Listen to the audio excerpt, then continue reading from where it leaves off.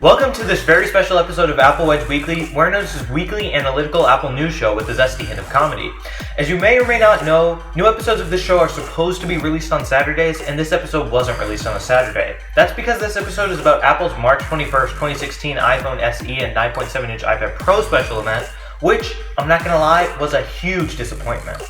This entire event of Apple's was based off of the concept of, really, smallness. It was held in a very small room in Apple's headquarters. It lasted for a short period of time, only about an hour, and, oh yeah, the main devices unveiled were just smaller versions of Apple's already existing products. For instance, there's the iPhone SE, which should be called the iPhone Deja Vu. Why? I'll show you. Here's an iPhone 5. Let's see if we can find any aesthetic differences between this device and the iPhone SE. Well, colors, of course, the colors. See, the iPhone 5 is black, and the iPhone SE is only available in gold, silver, rose gold, and space gray. That's the big difference. No, it isn't. The iPhone 5 came in silver in addition to black. Additionally, the iPhone 5S, the iPhone 5's extremely similar successor, was available in gold, silver, and space gray, like the iPhone SE. Sure, but the 5 doesn't have Touch ID, so there's the big difference. Now go out and buy the iPhone SE. Wait. Hold on, the iPhone 5S also has Touch ID. Yeah, so the iPhone SE is really a lot like an iPhone 5S, which was really only a slightly enhanced iPhone 5.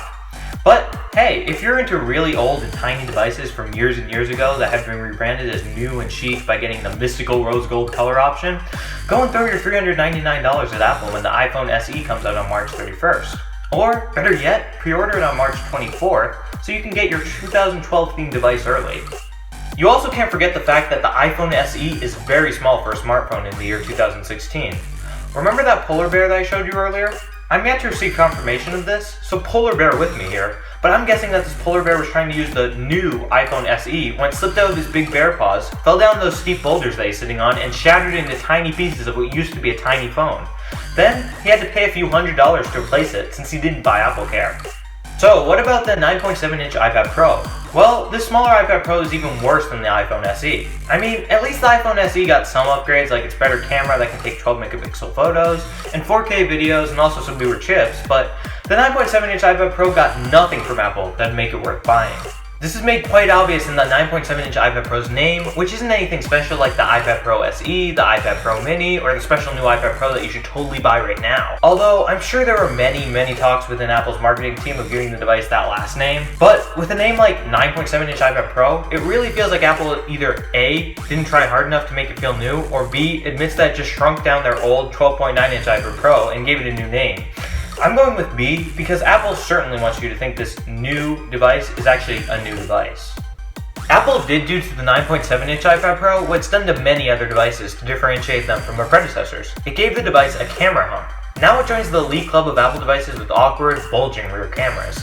This group of devices previously consisted of the iPhone 6, the iPhone 6S, the iPod Touch 5th generation, and the iPod Touch 6th generation. Why would you want that?